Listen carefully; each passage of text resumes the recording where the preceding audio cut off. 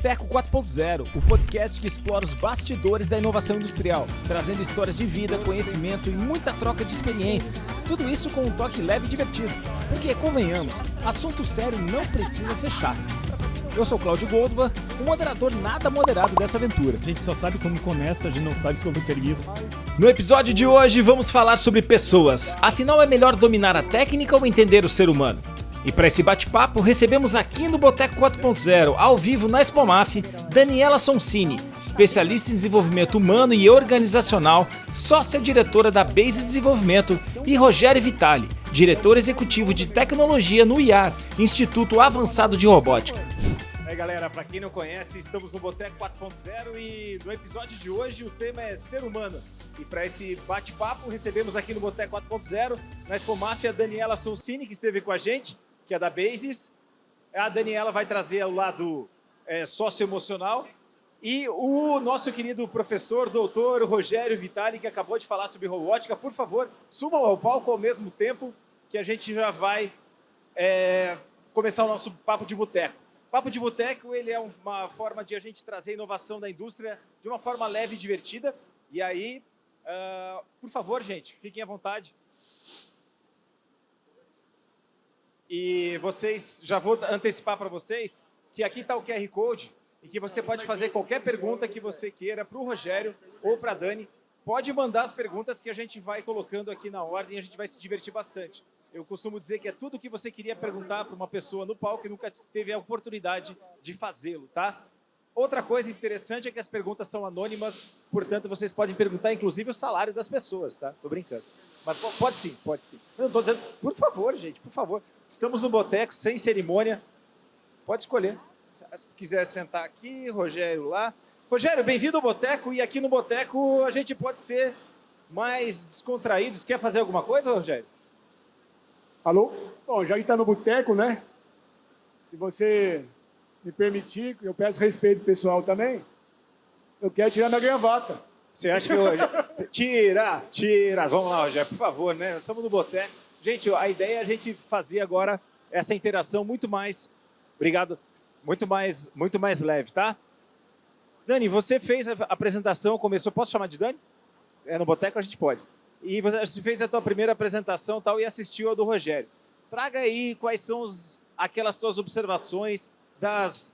Não são diferenças, mas dos contrastes que existe entre o lado socioemocional do ser humano e o lado técnico do ser humano. Legal, Cláudio.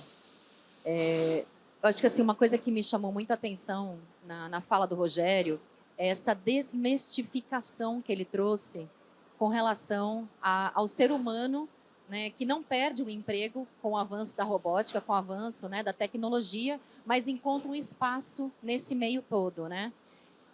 Mas também fica uma pergunta, se eu puder fazer para o Rogério, né? Como que a gente une, né, as competências comportamentais e as competências técnicas, né? O quanto isso é importante, porque eu trouxe aqui dados extremamente relevantes pensando no lado comportamental. Teu enfoque, é claro, até pela área, vai muito para o técnico. Mas o quanto você acha que o comportamento influencia também no desempenho técnico de um profissional? Bom, obrigado pela pergunta, que pergunta difícil, né? Hard skills e soft skills. Nós não somos um robô, né? Rogério, a gente tem uma coisa no boteco que a gente faz o glossário. Então a gente falou hard skills, soft skills. Quem está vendo em casa, de repente, não sabe o conceito. Tá, vai lá, traduz hard skills e soft skills. Hard skills, competência técnica, matemática, física, química, cálculo, importante, programar um robô, essa coisa chata. Soft skills, habilidades socioemocionais, cognitivas, não xingar os outros, não falar palavrão, ter educação, ter respeito, né? As duas andam juntas. E respondendo a pergunta, já que eu trouxe também dados que a robótica está aumentando, eu já tive a oportunidade de trabalhar com pessoas brilhantes, em chão de fábrica, inclusive. Mas não importa o idioma, a gente estava na Alemanha, nos Estados Unidos, no Brasil, a comunicação é truncada, não no sentido da comunicação da barreira do idioma, mas, puxa vida, não engajou a equipe porque aquele cara é arrogante. Então ele não é líder, ele não inspira, ele é chefe, ele manda. Eu vou fazer pelo meu salário. Mas eu poderia fazer melhor. mais rápido, vou fazer o ok. Por quê? Porque ele não me inspira, porque ele foi grosso comigo, porque ele foi arrogante. E aí acho que responde, porque a gente também tem que ter um trato social. Porque o robô não é o protagonista. O protagonista ainda é o ser humano. Pessoas ao centro, sociedade 5.0, que é o que eu estou estudando no pós-doc e tal. Legal. Dani, essa frase Rogério trouxe, e eu não chamo o professor doutor com todo o respeito, mas é o Rogério do Boteco agora. Dani, Rogério Boteco. Na hora que ele trouxe, essa é a segunda vez que ele traz a frase, a diferença entre chefe e líder, né? Qual que é a tua visão dessa diferença? Eu até trouxe um pouco isso na minha palestra. A gente está saindo desse modelo da hierarquia para um modelo muito mais humano. Então, o chefe é aquele cara mais que busca a hierarquia, que tenta levar as coisas na briga, na força da voz. E o líder é o cara que faz exatamente o contrário. Ele trabalha com a humanização, ele inspira, ele engaja, ele é exemplo, principalmente a questão do exemplo.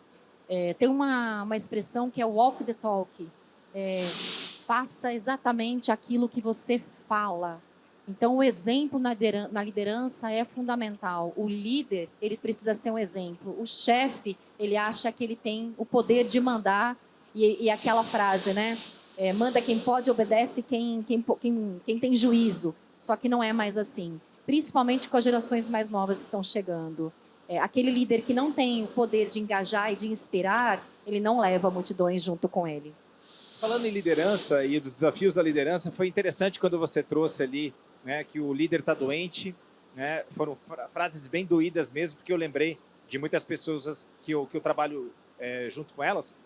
E aí você tem eu vejo um outro desafio do líder que conecta com o que você acabou de falar. Nós temos hoje em dia 3 gerações trabalhando. Ao mesmo tempo, é a primeira vez na história da humanidade que a gente tem 3 gerações ao mesmo tempo. Trabalhando mesmo, né? 5 coexistindo, mas trabalhando 3. Cara, olha o nível de adaptabilidade, olha o camaleão turbo que você tem que ser para conseguir conectar com toda essa galera. O que você traz? Praticamente não é uma pergunta, mas eu queria que você comentasse sobre essa dificuldade de trabalhar com 3 gerações ao mesmo tempo. As dificuldades são imensas, assim, porque nós temos hábitos, costumes muito diferentes de uma geração para outra. Momentos também de vida, de cultura, de avanço tecnológico muito diferentes. Então, a adaptabilidade, ela entra como uma inteligência mesmo nesse momento, que passa pela inteligência emocional e que navega por uma modulação de como você se comunica com as pessoas, como você interage com essas pessoas, como que você faz para despertar a curiosidade de pessoas de gerações muito diferentes, como que você alinha essas pessoas em direção a um objetivo em comum, porque aquilo que nos une é um propósito, é um objetivo em comum.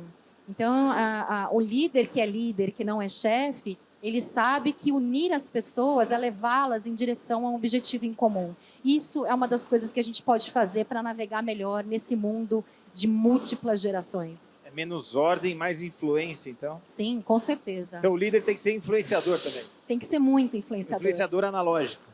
Um influenciador, Inspirar. Rogério, tem uma pergunta da plateia, bem legal, que acho que praticamente a gente já tem o boteco inteiro preenchido com as perguntas, e não pare de mandá-las, elas são muito boas, tá? Não são perguntas fáceis, porque para quem é professor doutor tem que responder só pergunta difícil. Claro, você tem todo o direito de dizer não sei, tá? Vamos lá. O que a gente precisa aprender para não ficar para trás com essa história de robô tomando conta das fábricas?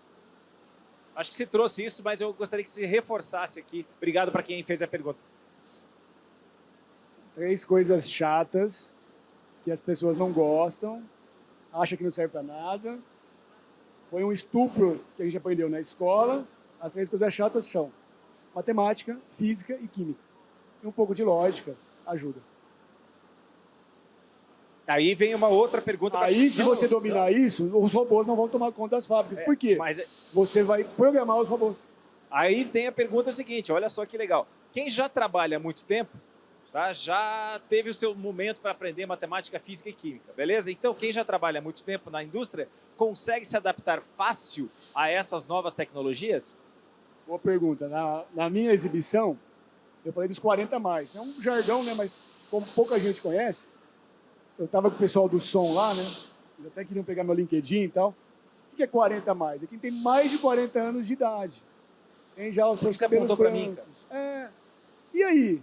Eles têm dificuldades? Responder a pergunta? Tem. Claro que eles têm. Na geração deles não tinha robô, não tinha tablet, não tinha IA. E aí? E aí, não tem problema. Se você quiser ir pro TikTok, se você quiser ir pro YouTube, tá tudo bem. É uma escolha sua. Sem problema nenhum. Mas eu vou pegar essa galera que sabe tudo de processo, tudo de fábrica, sabe tudo, de muita coisa, e eu vou ensinar o robô para eles. Ele vai roubar o seu emprego. Não é você roubar o emprego dele, ele vai roubar o emprego de você. Por quê? Porque você não quer. E eu preciso treinar a próxima geração. Então eu vou te inspirar. Aí ele funciona. O Fala Cláudio, de inspiração? posso fazer um complemento no que o Rogério trouxe? Muito legal. Pessoal, o cérebro humano é o único órgão do nosso corpo que não envelhece, desde que ele seja estimulado. Tem um conceito da neurociência que se chama neuroplasticidade cerebral. O que é isso? Se você estimular a tua mente, se você estimular o teu cérebro, você está em constante aprendizado e evolução. O teu corpo vai envelhecer, as rugas vão chegar, os 40 mais, 50 mais, 60 mais vão vir aí, mas a sua mente, ela permanece jovem e ativa, desde que estimulada. Então, dá oportunidade para os 40 a mais, para os 50 a mais. Tem se falado muito dos 50 a mais, né? O quanto a população está vivendo mais e está tendo uma longevidade muito maior. Ninguém quer se aposentar com 50 anos, gente. 50 anos nós somos jovens, né? Então, o conceito da neuroplasticidade cerebral, ela vem para reforçar muito isso, Rogério. É fantástico. Não tem problema, não gostava de matemática, não gostava de algumas matérias no início da escola, da faculdade, sempre é tempo de aprender. Legal, obrigado pelo elogio. Tenho 50 anos, falou que 50 anos é... Eu vou fazer 51. Então, ótimo, tamo junto. 74. Essa geração é fantástica. Dani, como um líder pode inspirar e manter a motivação da equipe em tempos de crise e incerteza? Lembrando que aqui está perguntando como. Então, agora, 3 dicas práticas para um líder inspirar e manter a motivação da equipe em tempos que nós estamos vivendo de crise e incerteza. Vamos lá. 3 dicas. Eu começo falando, a primeira coisa que me vem à mente de um líder que inspira é ele entender que ele não é super-herói. Não é. Não somos super-heróis. Então, saber usar a vulnerabilidade dentro de um processo de liderança é uma ferramenta imprescindível. O líder que sabe ser vulnerável em momentos de crise, que entende que não tem todas as respostas, porque ninguém tem todas as respostas, ele traz as pessoas para perto de si. As pessoas se conectam pelas dores, pelas dificuldades, e esse líder ele se torna cada vez mais humanizado. A segunda dica é modular a comunicação. Não adianta você querer ter um único estilo de liderança e se comunicar de uma única forma. O líder ele precisa saber navegar através de estilos de comunicação. E a terceira dica é desenvolva o autoconhecimento juntamente com a sua equipe. E, se eu posso dar uma quarta dica, é trabalhar a questão da confiança. Como eu trouxe na pirâmide, que parece uma pirâmide, né? A base dos relacionamentos é a confiança. Então, um líder que inspira, que engaja, ele trabalha a possibilidade dos seus colaboradores, do seu time, poderem se expor, compartilham informações, fazem parte, desperta senso de pertencimento. Então, a confiança é a base dos relacionamentos. Eu tô rindo aqui porque veio uma pergunta muito boa que eu vou passar na frente, porque ela cabe muito o que você está falando. Genial quem fez essa pergunta. O cérebro não envelhece, desde que estimulado. Por que o etarismo dos RHs nas empresas? Teoricamente, né? Não era para existir, né? Genial, fantástico. Obrigada pela pergunta. extremamente reflexiva. Vou pensar aqui se eu consigo responder. Eu acho que a gente está vivendo num mundo extremamente automático. A gente só vai. Sabe aquela coisa? Só vamos, deixando a vida nos levar. O estar presente, o estabelecer um processo de aumento de consciência é poderoso. Consciência é poder. Essa é uma frase que eu sempre trago, praticamente em todas as minhas palestras, em todos os meus treinamentos. Eu acredito muito nisso.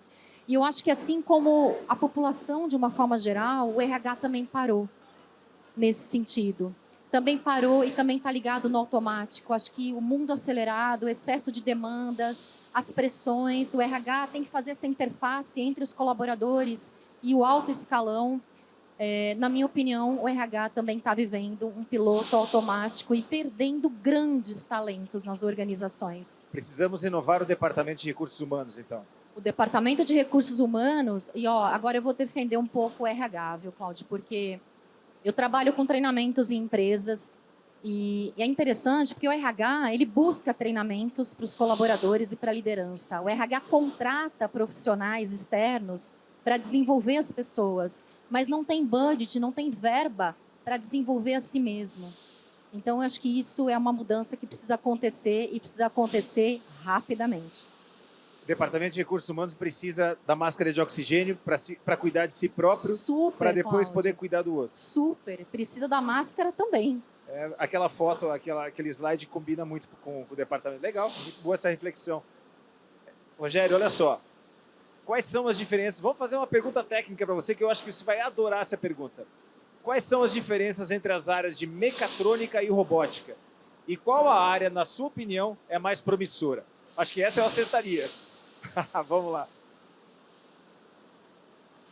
Mecatrônica foi criada no chão de fábrica japonês por um cara chamado Tetsuro Mori. Tá? Eu não vou aqui citar a empresa, que a empresa está aí na feira. Há mais de 1 milhão de anos atrás. Então você tinha o expert em mecânica, com o expert em eletrônica não conversava. Lógico, o japonês é metódico. Então esse engenheiro, ele criou o Mechatronic Engineering. Vai ter mecânica, eletrônica e computação. Né? A Universidade de Tóquio prontamente criou o curso. E aí foi criada a área de mecatrônica. No Brasil, ela já chegou errado, como controle e automação. No CREA, até hoje, não tem uma câmara especializada em mecatrônica. Ou o engenheiro de mecatrônica vai para a câmara de mecânica, ele teve mais matéria em mecânica, ou ele vai para a câmara de elétrica. E a robótica? Não tem engenharia robótica no Brasil. De graduação, não. Tem a nossa pós-graduação. A robótica, ela é o coração da mecatrônica. Ela é o filé mignon da mecatrônica. Né? Vou fazer uma analogia com o ser humano. Eu falei mecânica, elétrica e computação. Vamos lá. Mecânica. A sua lata, o seu corpo. Não dá para você ficar brincando muito, né? Comendo de qualquer jeito, não fazendo atividade física. 30, 40, 50, beleza. 60 para frente, você vai... Né? Elétrica é a sua cabeça. Cuide da sua cabeça. Para não ter a síndrome. Esvazie a sua cabeça. Estresse, uma cidade grande, falta de vitamina, correrias. Né? E por aí as síndromes da vida que a psicologia explica. Hoje, onde eu leciono, monta uma turma de engenharia e 10 de psicologia. A gente está acontecendo alguma coisa com a gente. E a terceira, controle. É a sua fé. Não importa a sua igreja, não importa o seu Deus. É o que você acredita. Eu sou cientista. Gosto de estudar, amo estudar. Eu tive em vários países. Eu me curvo diante de algo que eu chamo de criador. É óbvio. Tudo é tão sofisticado. Não foi o engenheiro, o médico que fez. Me faz bem, me conforta, me dá uma paz de espírito. Eu acho que é por aí, entendeu? A diferença das áreas. Legal.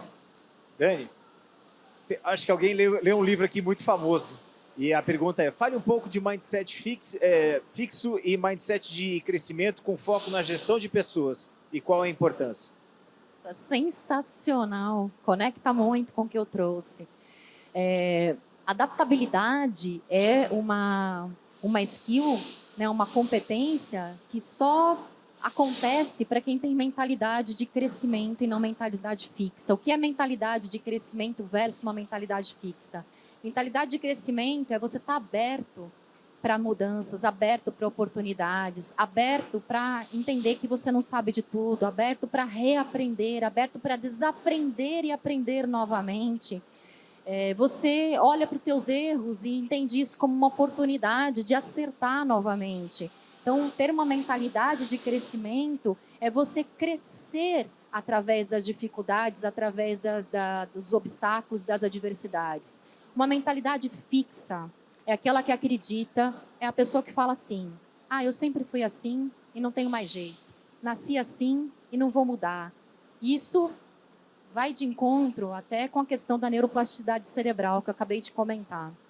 Então, pessoas que têm mentalidade fixa têm uma dificuldade tremenda de se adaptar, uma dificuldade muito grande de mudar o seu jeito de responder aos estímulos do ambiente. E isso está muito relacionado, muitas vezes, com uma crença interna de que se a gente muda, a gente perde a nossa essência. Então, isso é uma reflexão aí para mais de horas, né? Mas o quanto isso influencia na questão da gestão de pessoas? Eu acho que cada vez mais, tanto o líder, quanto o RH e quanto as pessoas dentro de uma organização precisam caminhar em direção a esse mindset de crescimento. O mindset fixo não tem muito espaço.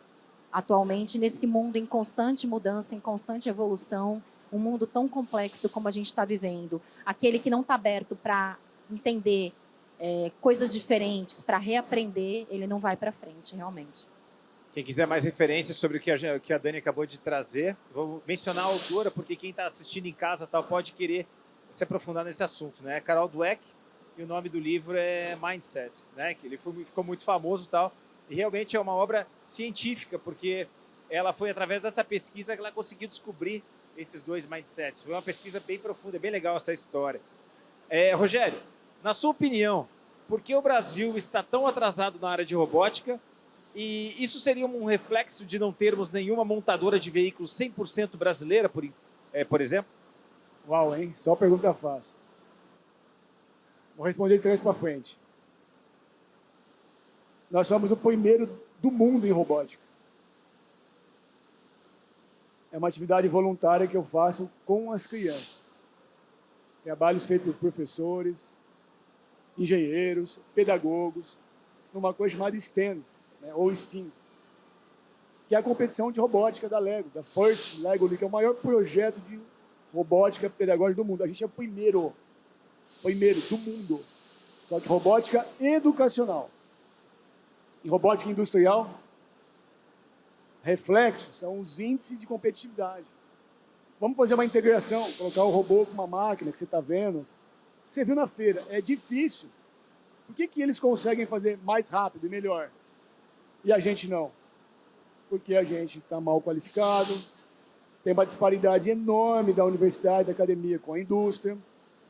O jovem não quer se especializar e a gente tem uma série de outros problemas de resiliência, de até o final. Isso traduzindo em baixa competitividade, baixa produtividade, e a gente está para trás. Tanto é que nessa mesma competição, essa atividade voluntária que eu faço, a gente sobe o nível das crianças para um nível mais adolescente, a gente começa a cair. Porque os problemas ficam mais sofisticados. E aí precisa o quê? De mais força, mentalidade, esforço para poder resolver, senão não sai. Aí a gente está para trás. Legal. Dani, como liderar essa nova geração, e tem a ver com o que o professor trouxe agora, Rogério, né? O professor ficou agora, até agora há pouco o professor estava aí, agora é o Rogério. Como liderar essa nova geração que não quer, aí que a gente já tem uma afirmação, né? Como liderar essa nova geração que não quer nada com nada, que não tem controle emocional e em qualquer situação te deixa na mão. Será que isso é uma geração ou é uma pessoa específica? Mas vamos lá, fala, por favor. Bom, primeiro eu acho que me dou o direito de discordar um pouco dessas afirmações, né? Eu acho que a gente vem carregando muito de olhar para essas gerações mais novas e achar que eles não querem nada com nada. Na verdade, é uma geração que a gente está aprendendo a conviver de uma forma diferente. É uma geração que já nasceu hiperconectada, uma geração que muda de interesse, como a gente muda de um clique de uma tela para outra, uma geração viciada em dopamina, é uma geração que precisa de feedback constante, primeira coisa. Exige feedback constante. Exige uma liderança cada vez mais autêntica e humanizada. Então, o chefe sem condições de coordenar uma geração mais nova. A gente precisa realmente de um líder que inspire, que engaje, que esteja próximo, que não seja paizão, mas que seja um líder, coach, aquele que dê oportunidade para desenvolvimento. Então, assim, não acho que o problema seja a geração. Eu acho que o problema é a forma como a gente vem enxergando essa geração e lidando com essa geração, que é uma geração que traz inúmeras oportunidades também. Posso complementar? Dá uma palhinha, vou entrar na sua área um pouquinho, tá? Vou fazer um elogio para a nova geração. Olha que raro, hein? Vou fazer um elogio. Fui convidado uma vez para Campus Party, para desenhar Campus Party. É uma feira famosa. Falei, gente, vamos fazer diferente? Vamos fazer do campo para o campus e do campus para o campo. Ninguém entendeu. Ah, você é louco, eu demorei uma semana para explicar. O que é Campus Party? É um bando de nerd da nova geração, pega umas barracas, vai lá no AMB, fica lá fazendo um monte de coisa. E as pessoas acham que não é nada. Ninguém deu bola. A gente falou com o diretor da Campus Party, ele ligou para John Deere. Inclusive tem um aluno nosso aqui da John Deere de Goiás. Essa John Deere foi do Sul. Sabe o que a John Deere fez? Ela pegou o problema dela, uma baita de uma empresa, eu posso falar aqui porque eu participei, pegou o problema dos engenheiros que não resolviam do campo, da linha de produção, por isso que eu idealizei campo, e levou para o campus, que é o Campus Party. A galera quebrar a cabeça. Se vocês produzir, resolver ou tentar, a gente devolve do Campus Party para o campo. Foi incrível. Então, eu gostaria de ver todas as gerações trabalhando juntos. Os 40 mais, 50 mais, o TikTok, o YouTube, o Instagram. Eu parei no Orkut, então nem tem rede social direito. A gente foi criado uma cultura para não errar. É isso que é o problema. As startups cresceram porque elas erram, elas aprendem com erro. Então, vamos botar as culturas trabalhando junto, as gerações junto. Você é tiozão aí, ó, 50 a mais, e você é um moleque de 15 anos, vamos trabalhar junto? Vamos ver o melhor de cada um. Isso que importa. Não é a cor do seu cabelo, quanto você pesa, você está gordo. Vamos resolver o problema junto. Cria sinergia, cria conexão. Poxa, cria convívio. Sai coisa boa. Daniela, sai coisa boa, Cláudio. Eu gostaria de ver essas gerações juntas trabalhando. Seria incrível. Tem funcionado. Ô, Cláudio, acho que é legal a gente falar também, conectando muito com o que o Rogério trouxe, é uma geração que clama por sentido e significado naquilo que faz. Precisa se conectar com o propósito. Então, a reinvenção, o reinventar da cultura nas organizações, essa transformação cultural ou evolução cultural, ela é necessária. As empresas precisam olhar para isso e mudar a forma como a gente está interagindo, como a gente está lidando com as coisas. Missão, visão, valores e propósito não é para ficar só na parede, ela é para ser vivido e experienciado. Isso engaja, isso traz pertencimento para gerações mais jovens.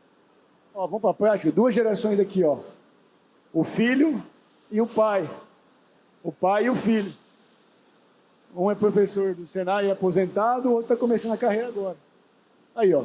Tá aqui vendo a gente falar, ó, no boteco. Isso aí. Falando ainda sobre pessoas, né? Sobre essa questão dos desafios com as pessoas. Como liderar com a cultura organizacional, com essa mudança de chave na introdução de novas tecnologias, como a robótica no chão de fábrica. Então, assim, você tem uma tecnologia, de repente vem a robótica, mas a cultura organizacional é a mesma. Como lidar com isso? A robótica, ela está na 3ª geração, né, na indústria 3.0. A 4ª é o digital. O Brasil, você pegar a melhor empresa, o Zé, a Maria, o João, com todo o respeito, está empreendendo, fazer uma média, nós estamos na 2.4. Então não dá para ir para 4.0. Só fechando a galeria Pagé na porrada. Não dá. Todo mundo tem que falar de 4.0, desde a secretária até o senhor. Vamos para 3.0, vamos engajar, que é o papel da liderança, engajar, senão ninguém faz nada. Vamos ter resultados na 3.0, de preferência por brasileiros, e vamos para 4.0, é uma jornada. E já esquece a 4. O Japão está falando de sociedade 5.0. Não é indústria, é sociedade. Começa a estudar isso, pessoas ao centro, mas também convivendo com as máquinas. Vai mudar tudo. Então a gente precisa acelerar um pouquinho, porque não pegou muito a 4.0. Está faltando engajar, está faltando política pública, está faltando liderança, está faltando tudo, mas vamos a gente começar a fazer a nossa parte. Aí vai, aí funciona. E outra coisa, obrigado pelo feedback em relação ao som. A gente está com uma limitação para aumentar o volume porque tem expositores muito próximos aqui e a gente não quer atrapalhar os expositores, tá? Muito pelo contrário, a gente quer ajudá-los aqui trazendo público. Então, perdão aí se o volume estiver um pouco baixo, mas é uma limitação que a gente tem. China, Coreia e Japão lideram o desenvolvimento industrial. Isso se deve a líderes que são chefes ou chefes que são líderes? É a pergunta da Tostines para você. A educação no Oriente não dá muita margem a negociações ou justificativas. Essa é uma característica mesmo oriental. Vou dar a minha opinião. De novo, vou dar a minha opinião. A China, lá no Mao Tse Tung, que tinha um monte de problema e passava fome, ela colocou as melhores mentes dela para estudar. No mundo inteiro. Harvard, Stanford, Europa, ela investiu pesado em educação. 10 horas por dia de estudo. Esses caras se formaram, fizeram suas teses, aprenderam com o americano, etc. Aquele papo, puxa, fizeram o rádio, não foi o chinês.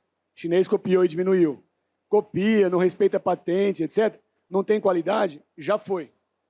Agora, se pegar em modelo, o modelo é diferente. A liderança é diferente.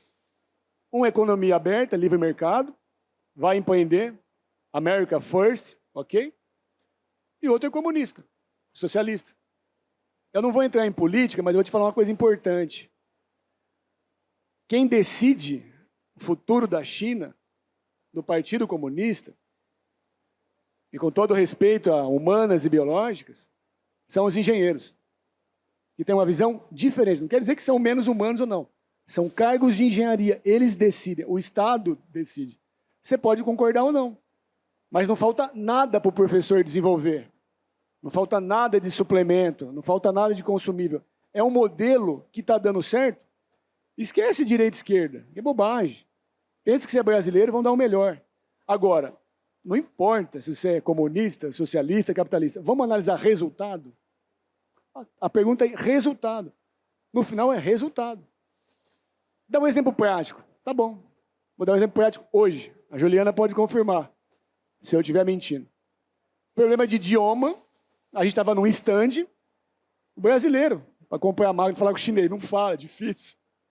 Eles são muito dedicados. Mostrou lá o problema, a aplicação, mostrou um vídeo. Ela pediu autorização, filmou o vídeo dele, já mandou na China, para quem estava dando suporte para ela, uma mocinha simpática, pegou o ChatGPT, traduziu a resposta do vídeo, a opinião lá do engenheiro dela, para português, mostrou o texto para ele, era o que ele precisava. Aí ele não foi embora, ele se interessou. Apesar do idioma, da barreira, puxa, exatamente, ele era pequenininho. Quem fez isso não foi um brasileiro, nós perdemos. E parabéns para ela, por ser mulher, por estar numa cultura tropical, por não falar português, não ter um tradutor, e deu match. Deu match, funcionou para ele. Ele fez negócio. A feira não é só para você passear, ouvir a gente. A feira é para você fazer negócio. E vamos tirar a palavra lucro do bolso, da boca. As empresas têm que ter lucro, senão elas fecham e demitem vocês. Então vão trabalhar. Se você não concorda com isso, tudo bem, está tudo bem. Mas as empresas precisam ter lucro. E é assim que funciona. Então, dois modelos diferentes, com indústrias diferentes. os dois têm sucesso. Escolhe o que você quer fazer parte. Eu tenho amigos na China, tenho amigos na Alemanha, por aí vai. Tem comentários, Dani? Acho que talvez como para acrescentar alguma coisa, pensando mais nos países que você trouxe ali, que estão bem à frente do Brasil na questão da robótica, acho que eles têm uma coisa que a gente não tem, que é um pouco mais de investimento, oportunidade, né, nessa área. Infelizmente, ainda, muito do nosso dinheiro, né, está indo para destino errado, né, não está sendo bem usado no Brasil. Eu acho que esses países que você citou, Suíça, né, e os países do Oriente, têm uma organização melhor pública, né, com fins para destinar o dinheiro que é aplicado, né, investido em robótica, em tecnologia. O Boteco 4.0 ele é bastante diverso, ele é bastante inclusivo, a gente aceita opiniões de todas as opiniões. Eu quero dizer que o moderador desse boteco discorda de muitos pontos que foram trazidos aqui. E isso é muito bom, porque a diversidade de pontos de vista é que pode fazer a gente ampliar o debate. Se todo mundo for só para um lado, a gente não vai. Então eu vejo que o Brasil é muito bom em muita coisa, porém ele ainda não consegue capturar, monetizar as habilidades sociais que o brasileiro tem. O Brasil, eu só vou terminar aqui meu comentário rapidamente, porque eu não sou o painelista, eu sou só o moderador. O Brasil tem uma característica que é muito forte frente a outras nações, que é a adaptabilidade. Eu vou contar uma história para vocês, que eu tenho certeza que no boteco eu posso contar, que a Dani estava de salto, certo? Só que há 3 minutos antes de subir no palco, o salto dela quebrou, primeiro o direito, e depois, em seguida, o esquerdo. Então, reparem que ela não está de sapatilha, ela está de salto que quebrou. E ela falou, vai com o salto quebrado mesmo. Cara, isso ela podia falar, olha, eu não quero, não estou satisfeita, veja bem, eu vou ter que ficar de pé, vai ser desconfortável e tudo isso. Mas ela pegou e falou assim, mano, vai assim mesmo e tal. Isso é adaptabilidade na prática. Então, se quiser pegar as características que ela trouxe do profissional, ela simplesmente se adaptou e está toda aqui poderosa, no fundo, sem salto, né? E eu queria trazer que essa adaptabilidade é uma coisa que chama muito atenção no mundo e conecta uma pergunta aqui, que é exatamente a perda de talentos brasileiros. Afinal de contas, se a nossa educação falha tanto, se somos tão ruins em algumas coisas e tal, por que a gente está perdendo tanto talento? Se afinal eles supostamente são ruins. Então, Rogério, eu te pergunto, essa perda de talentos, esse brain drain, né, essa drenagem de cérebros que está acontecendo no Brasil, eu queria que você comentasse sobre isso e vou passar para a Dani também, porque não são somente habilidades técnicas que estão fazendo nossos profissionais, os brasileiros, se destacar no mundo. Vou começar a falar de trás para frente. É aquela coisa, né? O chefe manda, o líder inspira. Então, as pessoas têm liberdade. Eu não posso reter um talento obrigando ele a fazer tal coisa. Ninguém obriga ninguém. Eu posso conquistar. Como é que você conquista? O cara é bom mesmo? O cara estudou para isso? Mérito dele? Eu não sou militar, mas eu estudei em escola militar. Pelo mérito. O mérito é o melhor modelo. Por que ele está indo embora? Ele quer fazer mestrado. A gente tem bons mestrados aqui. Bons professores. É legal. Só que 99% de quem faz mestrado, doutorado aqui, com o máximo respeito, 95% é solteiro. Dados do mapa da educação. Por que é solteiro? Porque ele vai viver com R$ 1.500 para pagar todas as contas para a família, que é a bolsa de mestrado, R$ 2.000 de doutorado, acho que um pouquinho mais. Estados Unidos paga $5.000 só para ele estudar lá e dá tudo para ele. Então, no mestrado, perdeu. E na indústria? Tem o salário, tem o CLT, tem as condições. Como é que é lá fora? Já que ele é bom e eu tenho que reter. Mas a indústria não aguenta. É muito imposto. Ok, vamos fazer política pública. O que o governo está fazendo para ter uma política pública? Eu tenho a indústria, eu tenho a oportunidade, eu tenho o salário. Não interessa o salário para ele porque é baixo. A indústria vai demorar para ele seguir a carreira e tem uma certa dificuldade. Opa! Se eu fosse fazer política pública, eu não sou cara de política pública. É muito simples. Eu sou governo, eu sou. Ou indústria. Pega essa oportunidade, que é R$10.000. Aqui estão os amigos dele. Aqui está a família dele. É Brasil. Paga 20. E eu te dou isenção de imposto para você contratar brasileiro. Você manter o cara aqui. Faz o PDI, que é a pesquisa e desenvolvimento na inovação, conversar com a engenharia. Coloca departamentos de PDI para esse cara fazer. Ele é doutor, ele é mestre, ele não tem experiência, mas ele estava estudando. Estudar é legal, põe ele para aplicar o que ele estudou na empresa. Por que o mestre e o doutor só tem que estar na academia? Por quê? Porque ele só tem que estar na empresa grande para ser pesquisador. A indústria pequena não consegue. Mas se ela tiver um incentivo, uma política pública, ela consegue. E aí você vai reter talento. Caramba, eu vou ganhar $120.000 por ano, que é assim que os Estados Unidos pagam, só que lá a escala 12, é 12 horas de trabalho. E eu não vou ver minha família, não vou brincar, não vou para o interior.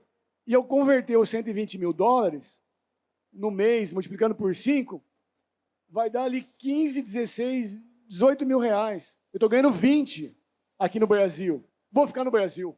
Vou trabalhar aqui. Vou dar o sangue. Pronto. Um pequeno exemplo. E aí a gente consegue reter talentos, fazer essas pessoas ficar aqui. E por que não exportar cérebro, exportar e não importar? Eu acho que aí sim funciona. Dinheiro público gastando com brasileiro. Bem gasto. Não com político. Esses caras, acabou o mandato, eles não estão nem aí para nós. Cláudia, eu só queria fazer um adendo aqui com relação ao salto, né?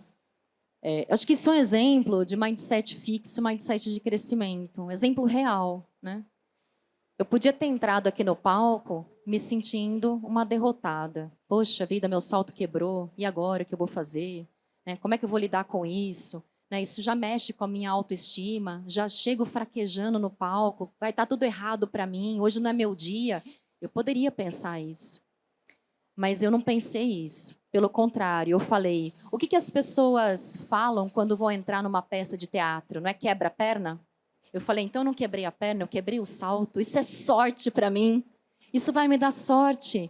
Então esse é um exemplo de mindset de crescimento. É você lidar com os obstáculos, com as dificuldades, tirando o aprendizado, tirando o humor disso tudo, trabalhando o equilíbrio emocional. Eu entrei de cabeça erguida, tá tudo bem, tô de salto quebrado, eu quebrei o outro, então bora, né? Virou uma sapatilha, tá tudo certo. E com relação à retenção de talentos, eu acho que a gente não pode esquecer que nós passamos por uma pandemia, que, embora pareça estar muito distante, foi há pouquíssimo tempo atrás. E a pandemia nos fez repensar muito dos nossos valores.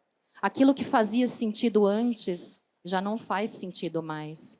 Então, as pessoas estão se desligando das empresas também porque não estão tendo match com os valores. Por isso, a importância de um trabalho de cultura organizacional. É o repensar, é o evoluir, é transformar a cultura para poder reter os talentos, porque as pessoas estão buscando outros valores. E por que os talentos brasileiros estão indo embora? Ou, pelo menos, por que os talentos brasileiros são tão valiosos para o mercado mundial?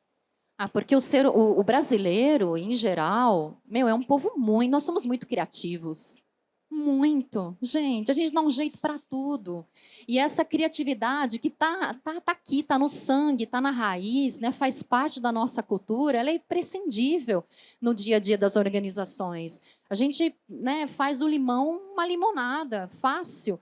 Né? Olha só a criatividade do povo brasileiro. Eu acho que tem muito a ver com isso, com certeza. A gente faz de um limão uma caipirinha.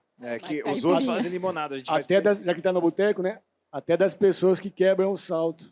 É isso aí. Isso é criatividade. Exatamente. Legal. Tem uma pergunta muito legal, quer dizer, parabéns, gente, vocês mandaram muito bem nas perguntas. Gostaria de saber o que vocês pensam sobre política de cotas a minorias nas empresas em momentos de contratação. A meritocracia está sendo deixada de lado nesse caso?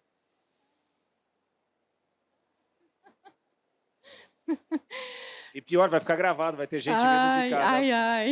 Esse é um debate bastante filosófico. Gente, isso é tão polêmico. Uau, hein? Quem fez essa pergunta está querendo deixar a gente aqui, né? Numa saia justa danada. Saia justa e com o salto quebrado. Vamos lá. Com salto quebrado, né? Minha opinião pessoal, como o Rogério trouxe, pessoal, minha, não é com base em estudos, mas o que eu, Dani, né, sinto disso tudo. Que a gente precisa dar espaço para essa minoria, é importante. Passamos muitos anos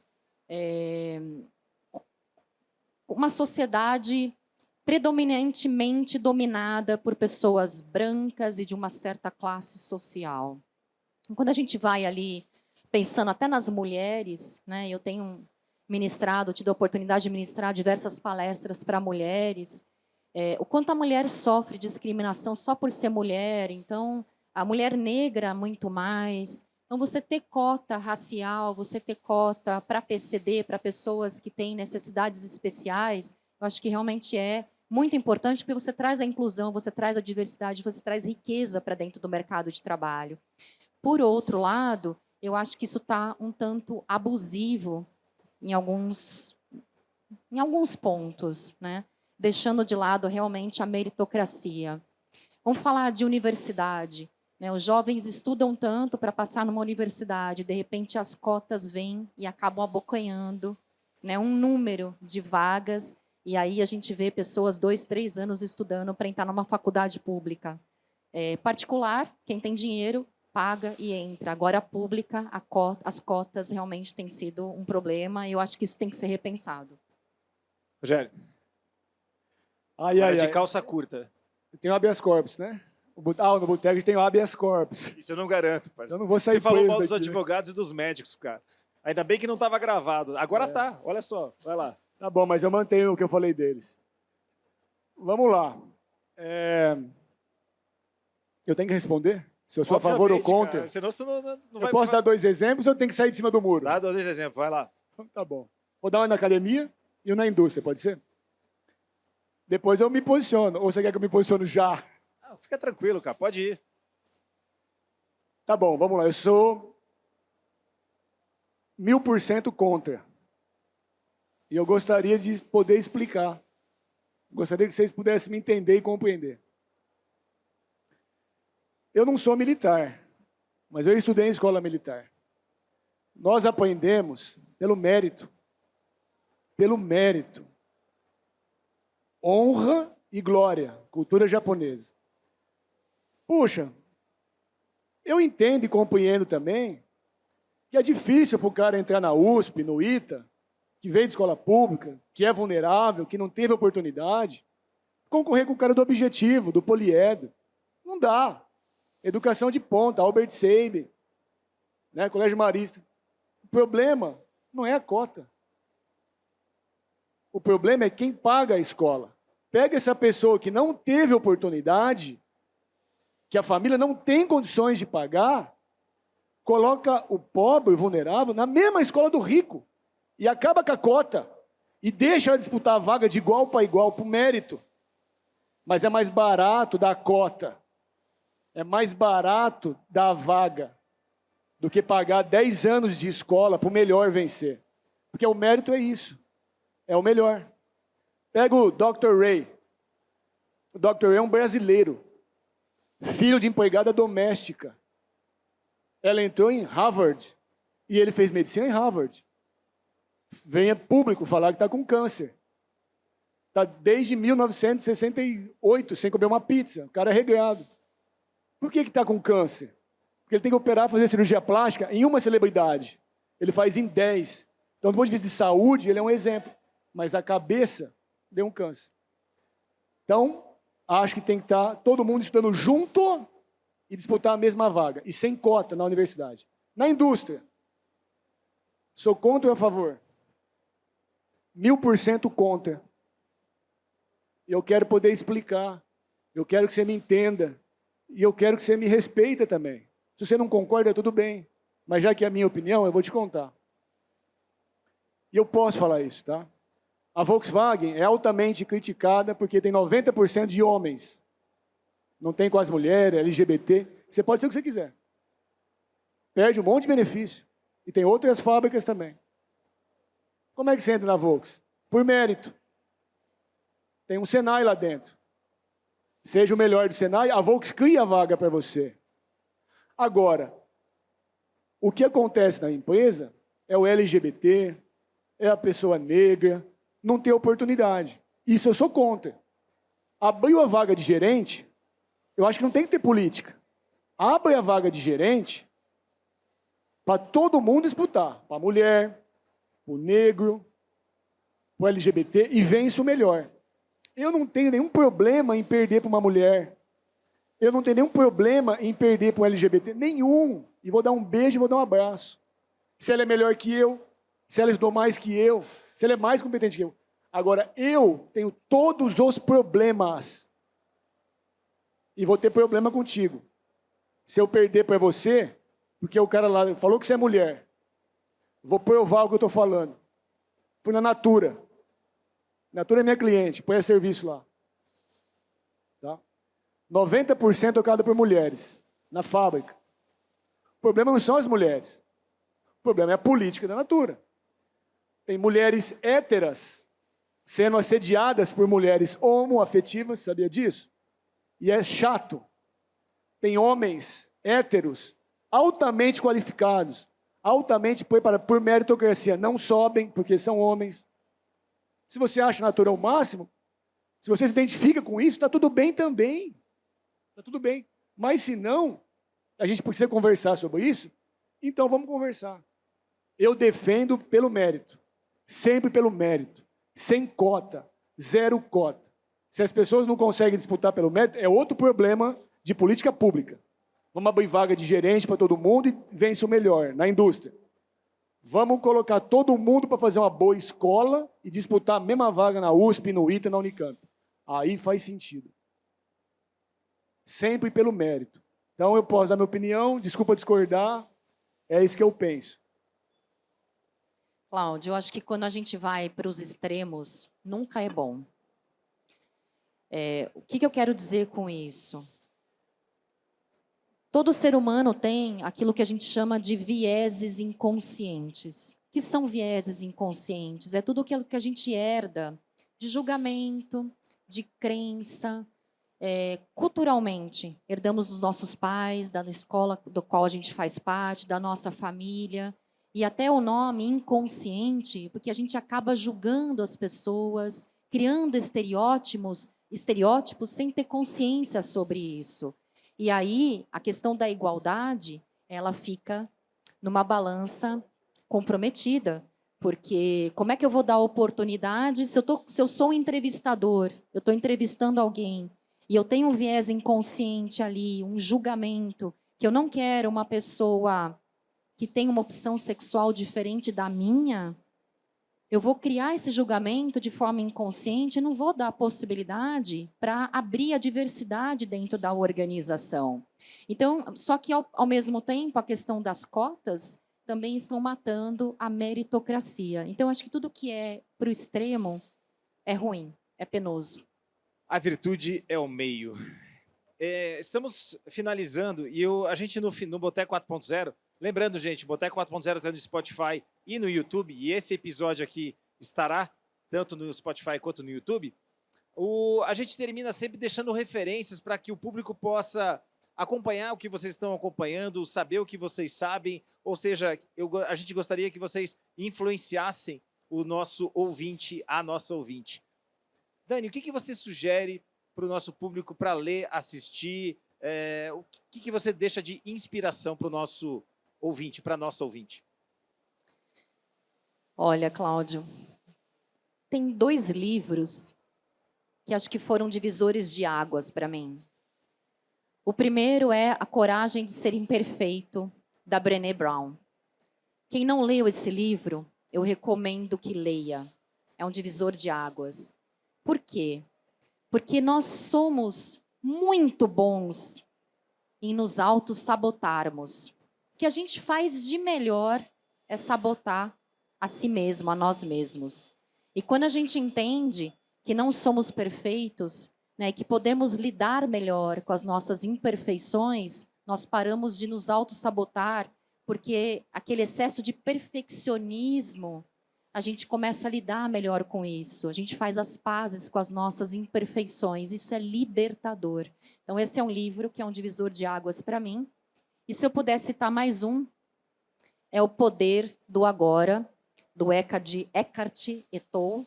Acho que é assim que fala, né? Eckhart Tolle. Tolle. Ele traz exatamente essa consciência do poder do momento, do agora, do aqui e do agora. Como a gente está vivendo nesse piloto automático, onde a gente só vai, né? Você trazer esse momento de consciência para si mesmo, esse momento de presença plena, um momento de meditação, de ouvir as suas vozes internas, é extremamente poderoso. Isso faz com que a gente amplie cada vez mais a nossa consciência sobre nós mesmos e sobre o ambiente que nos cerca. Então, são 2 livros fantásticos que eu recomendaria. Muito obrigado. Rogério, indicações, o que você sugere aí para o nosso público? Eu vou fazer um pouco diferente, tá? Poderia indicar vários livros técnicos, várias tecnologias. Uma hora, se vocês quiserem, procura a Juliana, vai lá conhecer o nosso trabalho, a parte técnica. Eu te indico 10 mil livros, se você quiser ler. Tá?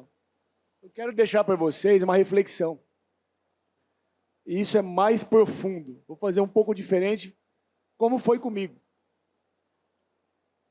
A reflexão já é direto. Procura saber o que você gosta e o que você quer fazer. Vou falar de novo. O que você gosta e o que você quer fazer. Você acha que as minhas notas de matemática, física e química eram as maiores? Eram as melhores? Bom, era um bom aluno. Estudei escola pública a vida inteira. Tirava 8, 9, às vezes 10. Mas geografia, história, biologia era 10, só de prestar atenção. Mas eu não gostava. Eu não gostava de humanas, não tinha o menor talento para humanas. Nem sabia falar, embora meu pai queria que fizesse direito, psicologia. Aquela complexidade, aquele desafio da matemática, de fazer o exercício do ITA, da USP. O problema é como ela foi ensinada para a gente. É só fórmula, não é fórmula. Olha para mim. Olha para o microfone. Quem você acha que fez? O médico? Não, foi engenheiro.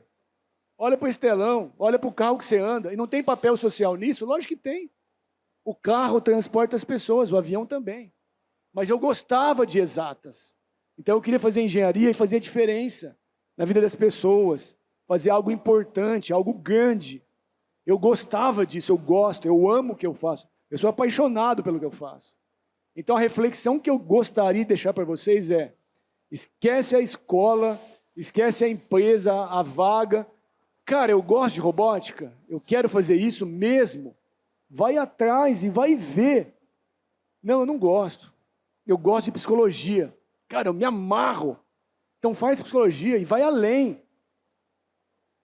Entra para a Sociedade Internacional de Psicanálise e vai ver o que é esse trabalho.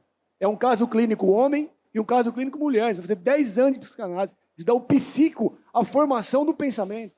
Se você gostar de psicologia, cara, eu gosto de empreendedorismo. Você gosta, vai ser consequência a grana, o teu bem-estar, você influenciar as pessoas, vai ser leve, vai ser bacana. Então eu queria deixar essa reflexão para você. Você realmente fazer o que você ama, você vai se entregar mais, você vai engajar outras pessoas, você vai ser um talento disruptivo onde você passar. E você pode ter certeza, você vai fazer a diferença na vida das pessoas. Então essa é a reflexão que eu queria deixar. Tá? E obrigado demais pelo convite. Tá? Valeu, é isso aí. Legal, Cláudio, gente. posso só emendar uma coisinha rapidinho no que o Rogério trouxe? Porque a fala dele passa pelo processo do autoconhecimento. Total. Para a gente poder descobrir aquilo que a gente gosta, primeiramente a gente precisa se conhecer. E tem uma frase que eu gosto muito, que é mais ou menos assim: a gente só encontra a luz quando nós entendemos as nossas sombras. Porque sim, todos nós temos sombras. Mas a claridade está exatamente em entender o que está dentro de nós. Então, vão se autoconhecer, procurem o autoconhecimento. Isso faz toda a diferença. A gente só transforma a vida de alguém quando a gente se transforma internamente primeiro. Se eu posso deixar aqui uma dica para o pessoal, é muito difícil saber o que a gente gosta. E aí uma simplificação disso é a gente saber o que a gente não gosta e fazer uma lista disso. E aí a gente simplifica a equação, porque assim, eu já sei que isso aqui não. Beleza, não sei exatamente o que sim, mas já sei o que não. Esse é um grande primeiro passo. Gente, esse episódio aqui, ele está fechando a Expomaf, e o objetivo dele era, eu acho que ele foi atingido. Meu objetivo, eu compartilhei com os meus colegas aqui do Boteco, que era mostrar que não é sobre habilidades socioemocionais ou sobre habilidades técnicas em si, é as duas coisas, não é ou, é e. Um profissional, uma pessoa, hoje, para viver nesse mundo incerto, inseguro e tudo, eu tenho falado que o mundo está ficando muito parecido com o Brasil. O Brasil já praticamente fez a gente praticar viver no incerto. Então, é sobre ter as duas coisas. Então, quando a gente força muito para um lado, a gente fica desequilibrado. Quando a gente força muito para o outro lado, a gente fica desequilibrado. Então, acho que essa fica uma dica para todas as pessoas. Não é sobre uma coisa ou outra, é uma coisa e outra. Até porque, né, por trás das máquinas, né, existe uma mente e um coração. Existe um fator que é o fator humano. É tudo sobre pessoas, gente. Então, Rogério, muito obrigado. Dani, muito obrigado. Foi um prazer estar com vocês. Agradeço. Obrigado, gente. Até a próxima. Obrigado, valeu. Obrigada, Cláudio. Você acompanhou o Boteco 4.0, que tem apoio da Vertical Manufatura 4.0 da ACAT e do canal Indústria 4.0. Curta e compartilhe nosso conteúdo, disponível no Spotify, YouTube e LinkedIn.